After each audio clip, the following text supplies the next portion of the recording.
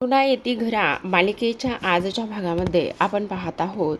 आता शिवनाथने त्या माणसांची कॉलर पकडलेली असते आणि सांगितलेलं असतं की इथून पुढे आबांबद्दल किंवा ह्या घराबद्दल कोणीही काहीही वाईट शब्द इथे बोलायचा नाही आहे असं स्पष्टपणे सांगितलेलं असतं. आणि हे सगळं काही आबांनी पाहिलेलं असतं. आणि आबांनी पाहिल्यानंतर त्यांना त्यांच्या चुकीची जाणीव आणि त्याचबरोबर कशा पद्धतीने ह्या मुलाने आतापर्यंत दिलेलं वचन सगळं पूर्ण करत आले आहे ही गोष्ट त्यांना समजलेली असते.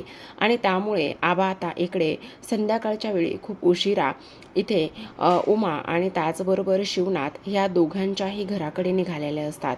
जेव्हा दोघांच्याही घराकडे जातात समोरचं दृश्य पाहून चकितच होतात. आता शिवनाथला लक्षात येतं की आबा आपल्याकडे आले आहेत का किंवा दारापाशी उभे आहेत, नेमकं काय बरं असेल ह्या गोष्टीचा तो इथे विचार करत असतो. आणि तेव्हा पाहतो तर काय, आता इकडे आबा समोर असतात. आता शिवनाथ म्हणत असतो, आबा तुम्ही आत्ता ह्या वेळेला इथे कसे काय? मग आता लगेचच आबा म्हणत असतात, हो मी आत्ता ह्या वेळेला इथे आलेलो आहे. मग आता इकडे तो म्हणत असतो, काय झालेलं आहे आबा, सगळं काही ठीक आहे ना? मग आता इथे आबा भावनिक होतात आणि तेव्हा म्हणत असतात, खरं तर माझं चुकलंच, मी तुम्हा दोघांना सुद्धा भरभरून आशीर्वाद द्यायला हवा होता, पण मी तुम्हा दोघांना सुद्धा आशीर्वाद दिला नाही आणि तुमच्यावर इथे आता रागराग करत राहिलो आहे असं सुद्धा आता इकडे तो बोलत असतो. आणि हे सगळं काही बोलल्यानंतर उमा ह्या आवाज ऐकून बाहेर आलेली असते. जेव्हा उमा हा आवाज ऐकते आणि बाहेर येते त्यावेळेला तिच्या लक्षात येतं की आबा आलेले आहेत. मग आता ती धावतच आबा आबा करत जात असते. तेव्हा आबा तिच्या समोर असतात. आबा जेव्हा तिच्या समोर असतात तेव्हा उमाला फार आनंद झालेला असतो. उमा विचार करत असते की आबा इथे आलेले आहेत, मग ही माझ्यासाठी किती आनंदाची गोष्ट आहे. आणि तेव्हा उमा आता धावतच जाते, आबांना घट्ट मिठी मारत असते. आणि आबांना घट्ट मिठी मारल्यानंतर आबा मात्र तिचं भरभरून कौतुक करत असतात.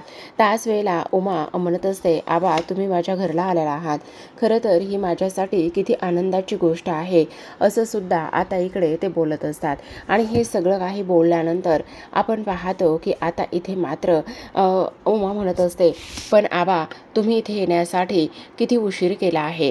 खरंच आबा तुम्ही फार जास्त उशीर केलाय, तुम्ही लवकर यायला हवं होतं आबा, तुम्ही का एवढा उशीर केला आहे असं सुद्धा आता इकडे ते बोलत असतात. आता हे सगळं काही बोलून झाल्यानंतर, अरे सुमे तुझा संसार पाहायचा होता आणि तुझा संसार पाहण्यासाठी आलेलो आहे, पण आबा खरंच तुम्ही फार उशीर केला. हो ग पोरी, उशीर तर झाला आहे ना? मग आता इथे शिवनाथ त्याने सजवलेल्या त्या घराबद्दल आणि त्या सगळ्या गोष्टीबद्दल सांगू लागलेला असतो. तो म्हणत असतो, इथली प्रत्येक गोष्ट उमीने सजवली आहे, तिच्या आवडीनुसार केलं आहे सगळं. उमा म्हणत असते, आबा तुम्ही बसा, मी तुमच्यासाठी पटकन चहा टाकते.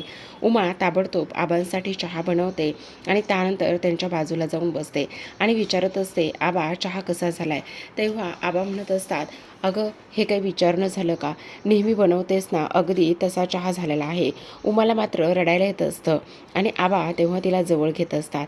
आता जेव्हा आबा घरी जातात तेव्हा ही गोष्ट पद्माला समजते आणि पद्माने घर डोक्यावर घेतलेलं असतं. पद्मा राग आणि चिडचिड करत असते, म्हणत असते, ते भिकारड्या उमीच्या घरी तुम्ही का आणि कशासाठी गेलेला आहात? तुम्हाला तिथे जाण्याची काय गरज होती? त्या उमीमुळे माझ्या चारित्र्यावर संशय घेतला गेला आणि मी तशीच अविवाहित राहिले. ह्या गोष्टी तुम्हाला समजायला हव्या ना आबा, का हे सगळं काही तुम्ही असं केलंय? तुम्हाला हे सगळं करण्याची काय बी गरज नव्हती आबा, का असं वागलात तुम्ही? असं आता इथे ती बोलू लागलेली असते आणि तुम्हाला तिथे जाण्याची काही गरज नव्हती असं बोलून रागराग व्यक्त करत असते. आता इकडे ती तर तिथून निघून गेलेली असते आणि ती तिथून निघून गेल्यानंतर लगेचच आपण पाहतो आता इथे मात्र आबा खूप जास्त हळवे असतात आणि त्याचबरोबर त्यांना टेन्शनसुद्धा आलेलं असतं. तिथे आता उमाची आई आलेली असते आणि ते आल्यानंतर इथे आता त्या म्हणत असतात, अहो तुम्ही तिकडे गेला होतात, पण तिथे गेल्यानंतर काय झालं काय नाही ह्या गोष्टी तर तुम्ही मला सांगितल्याच नाही. मग आता आबा म्हणत असतात, काय सांगू, मी तिथे गेलो ग, पण तुम्हाला माहिती ना पद्माचा स्वभाव कसा आहे. तेव्हा ते म्हणत असतात, तुला सांगू का एक गोष्ट, हे बघ उमी तिच्या घरामध्ये तिच्या संसारामध्ये खूप जास्त आनंदात आहे, खूप जास्त खुश आहे ती. पण तुला आणखी एक गोष्ट सांगू का, काही जरी झालं ना तरीसुद्धा त्या पोरीला कधी अंतर देऊ नकोस आणि आपण तिला समजवण्यात आणि त्याचबरोबर समजून घेण्यामध्ये चुकलो आहे बघ. हे बघ, माझ्या माघारीसुद्धा मी तुला एक गोष्ट सांगतो. तेव्हा त्या म्हणत असतात, अहो धनी तुम्ही असं का बोलायला आहे? हे बघा, असं काही बी बोलू नका आणि पद्माच्या एवढ्या गोष्टीचा विचार करू नका. तोपर्यंत असं बोलूच तोवर ते म्हणत असतात, हे बघ, मी तिच्या घरी गेलो होतो उमाकडे आणि उमाच्या घरी जाऊन मी तिच्याशी बोललो आहे. तू सुद्धा उमीला काही कमी पडू देऊ नकोस आणि तिच्यासोबत कायम राहा असं म्हणून आता इकडे शेवटी मात्र जे काही आबा आहेत त्या आबांनी त्यांचा श्वास सोडलेला असतो आणि त्यांना स्वर्गवास झालेला असतो. आता ही गोष्ट जी आहे ना ती ताबडतोब इथे शिवनाथ आणि उमापर्यंत पोहोचते. पण त्याआधी इथे शिवनाथ अंगणामध्ये काम करत असतो. तेवढ्यातच उमा येते आणि उमा आल्याबरोबर शिवनाथशी बोलायला जाते. तेव्हा शिवनाथ म्हणत असतो, काय झालं उमे? मग आता ती शिवनाथचा हात स्वतःच्या पोटावर ठेवते तेव्हा ती प्रेग्नेंट असते आणि तेव्हा बाळाने लाथ मारली आहे की काय असा त्याला भास होतो आणि त्यानंतर दोघेही जण आनंदात असतात. तेवढ्यातच गावातून एक माणूस लगबगीने आलेला असतो आणि तो ही गोष्ट त्या दोघांना सांगत असतो आणि तेव्हा म्हणत असतो, धाकले मालक तुम्हाला एक गोष्ट सांगायची आहे. आबा आबा आता ह्या जगामध्ये राहिले नाहीत. तेव्हा उमीला घेऊन शिवनाथ ताबडतोब तिकडे निघालेला असतो.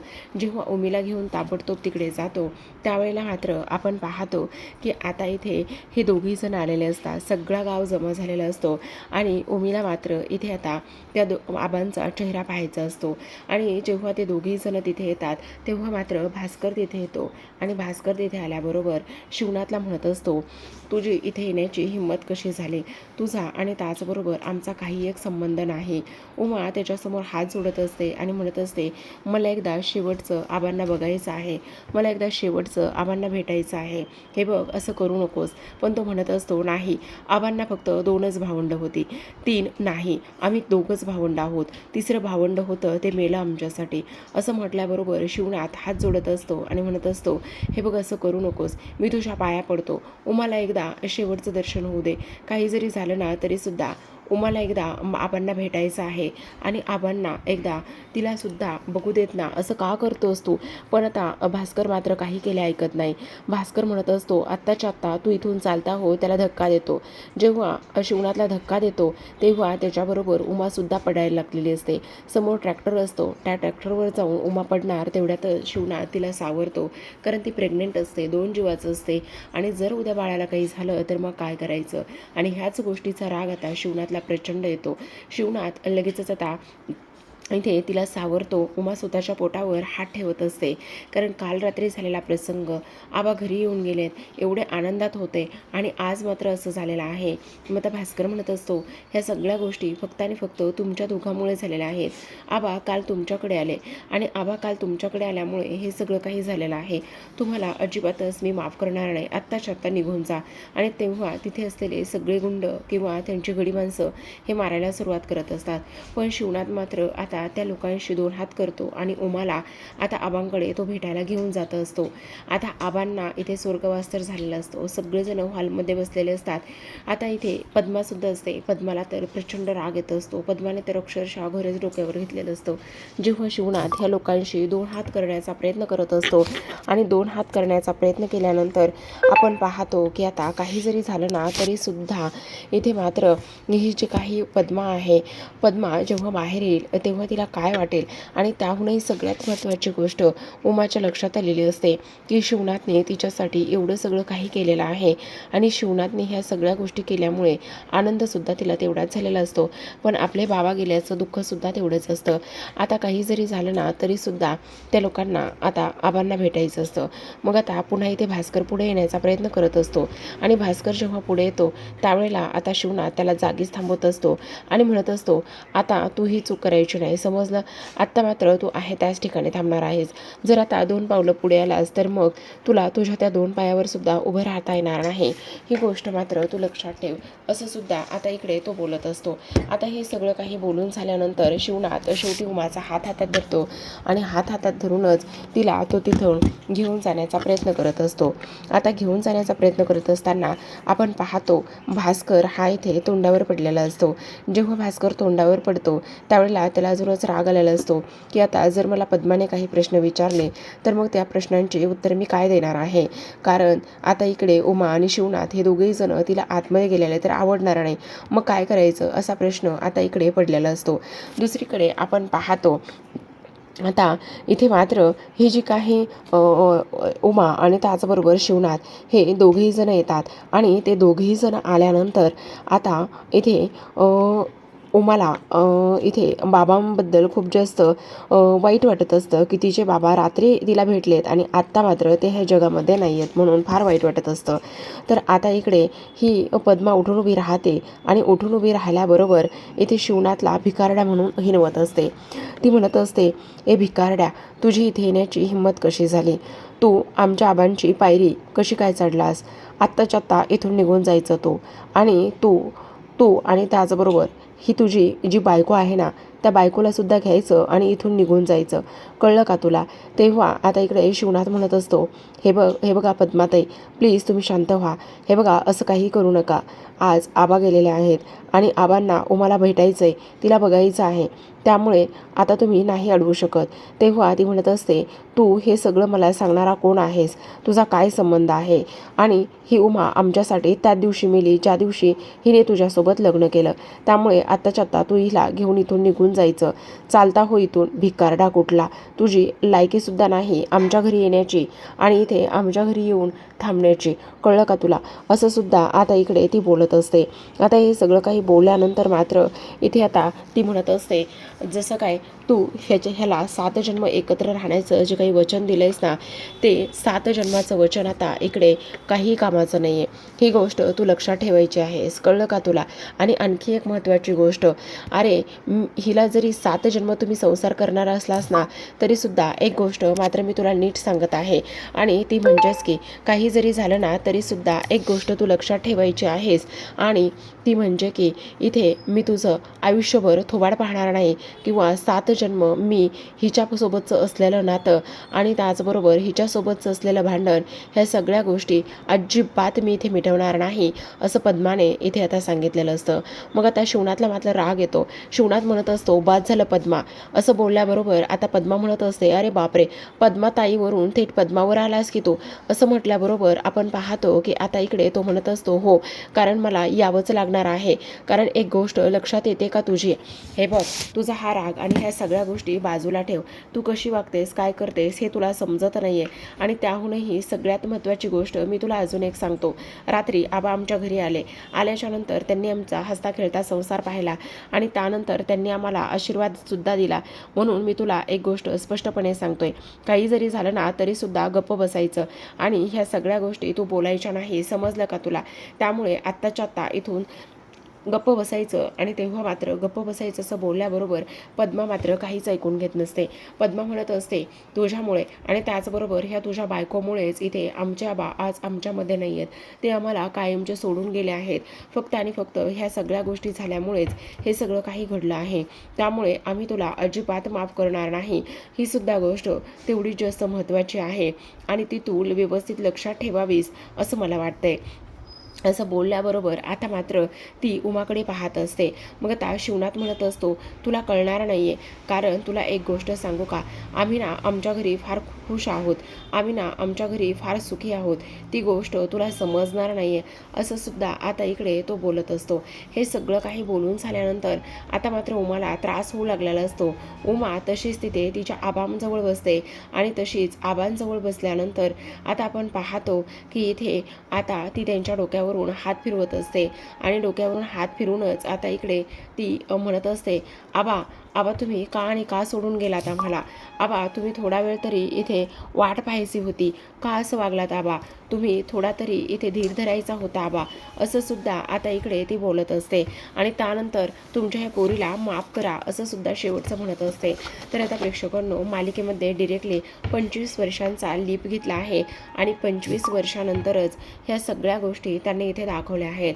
25 वर्षानंतर असं दाखवण्यात आलेलं आहे की आता इथे मात्र शिवनाथ शिवनाथ आणि उमा ह्या दोघांनी सुद्धा इथे जे काही आबा आहेत किंवा जी काही पद्मा आहे तिच्या घरासमोरच एक आलिशान असा बंगला इथे मांडलेला असतो. आणि आलिशान असा बंगला मांडल्यानंतर आपण पाहतो उमा आता ह्या घराला तिने घरपण दिलेलं असतं. गेली 25 वर्ष तिने इथे शिवनाथ बरोबर सुखाचा आनंदाचा संसार केलेला असतो. आणि सुखाचा आणि आनंदाचा संसार केल्यानंतर आज ती मात्र आरशात बघून स्वतःला निहाळत असते. आज महत्त्वाची गोष्ट म्हणजे आज त्यांच्या लग्नाची ॲनिव्हर्सरी सुद्धा असते. आता इथे उमा आणि शिवनाथला एक नाही तर बहुतेक 3 का 4 अशी मुलं आहेत आणि त्यातला हा मोठा मुलगा आहे. आणि तो छान असं सकाळी तयार होऊन येतो. उमासमोर उभा राहिलेला असतो. उमा म्हणत असते, अरे वा, तू तर तयार होऊन आलेला आहेस, बाकीचे दोघेजण कुठे आहेत? मग तो म्हणत असतो, मी तर त्याला अगोदरच उठवलं आहे, पण 1 तास झालं बाथरूममध्येच गेलाय बहुतेक. मग आता इथे ती म्हणत असते, बापरे बाप, नियम जर म्हटलं ना तर खरं मला तेव्हा आबांचीच आठवण येते. आबा तर नेहमी नियम घालायचे. आबांचा एक नियम हा ठरलेलाच असायचा, सगळ्यांनी एकत्र जेवायला बसायचं आणि सगळ्यांनी एकत्र बसून जेवण करायचं, हा त्यांचा कायम नियमच असायचा. मग आता तिला थोडंसं भरून आलेलं असतं आणि त्यानंतर ती त्याला छोट्याला शोधायला गेलेली असते. हा छोटा मात्र अंघोळीच्या पाण्यापाशीच तिथे झोपलेला असतो. जेव्हा उमा येते तेव्हा मात्र त्याला म्हणत असते, अरे काय चाललंय तुझं? तुझे जर आबा आले ना तर काय करायचं? असं म्हणता क्षणी आबांचं नाव काढल्याबरोबर तो तिथे पाण्याची बादली भरून ठेवलेली असते आणि ती पाण्याची बादली उचलतो आणि स्वतःच्या अंगावर घेत असतो. त्यानंतर उमासुद्धा त्याच्या अंगावर थोडंसं पाणी ओतत असते आणि डोळे उघडूनच तो म्हणत असतो, कुठे आहेत आबा, कुठे आहेत? मग आता उमा म्हणत असते, अजून तरी तुझे आबा आलेले नाही आहेत, पण जर तू असाच पारोसा राहिलास ना तर ते कोणत्याही क्षणी येतील आणि तुला मात्र चांगला धडा शिकवतील. मग आता तो म्हणत असतो, नाही नाही नाही नाही, असं काही होणार नाही आहे. काय करायचं आई, आज तुमच्या लग्नाचा वाढदिवस आहे, हॅपी ॲनिव्हर्सरी. तेव्हा ती म्हणत असते, ते राहू दे सगळं, गप्प बस, तुला माहिती आहे ना तुझ्या आबांना ॲनिव्हर्सरी साजरी केलेली चालत नाही. तेव्हा तो म्हणत असतो, अगं आई वेडी आहेस का? हॅपी ॲनिव्हर्सरी किंवा शुभेच्छा दिल्यावर थँक्यू म्हणायचं असतं, तर तू काय म्हणतेस आहे? बरं बरं चल, ते समजा नंतर अगोदर तू आटपून घे बरं, हे सगळं तुझं अंग वगैरे ओलं झालेलं आहे, त्या सगळ्या गोष्टी तुला बघायच्या आहेत की नाही, असं सुद्धा ती त्याला बोलत असते. आणि आबा जर आले ना तर उगाचच कावकाव करतील, चल तू आत्ताच्या आत्ता आवरून घे, असं म्हणून ती त्याला पाठवून देते आणि स्वतः मात्र बाहेर अंगणामध्ये रांगोळी काढायला निघालेली असते. आता समोरच पद्माचं घर असतं. पद्माची वहिनी म्हणजे छाया, तिने तिच्या दारामध्ये सुंदर अशी रांगोळी काढलेली असते आणि ठिपक्यांची रांगोळी काढून झालेली असते. आता इथे उमा रांगोळीचं ताट घेऊन बाहेर येते, पाट ठेवते आणि पाटावर बसून दारामध्ये सुजक अशी रांगोळी काढायला सुरुवात करत असते. तेव्हा छायाचं लक्ष उमाने काढलेल्या रांगोळीकडे जातं आणि ती म्हणत असते, खरं तर बाई उमा वहिनी दिसायला सुद्धा सुंदर आहेत, घर संसारसुद्धा चांगला सांभाळतात आणि रांगोळी म्हणावं तर एकच नंबर असते त्यांची. आणि अशी जर मला रांगोळी काढता आली असती आणि दोघीजणी आम्ही एकाच शाळेत असतो ना तर स्पर्धेमध्ये खरंच उमा वहिनीच माझ्या अगोदर जिंकल्या असत्या. असं म्हणून आता छाया मात्र उमाच्या त्या रांगोळीचं कौतुक करू लागलेली असते आणि छायाने सुद्धा रांगोळी काढलेली असते, पण उमासारखी नाही.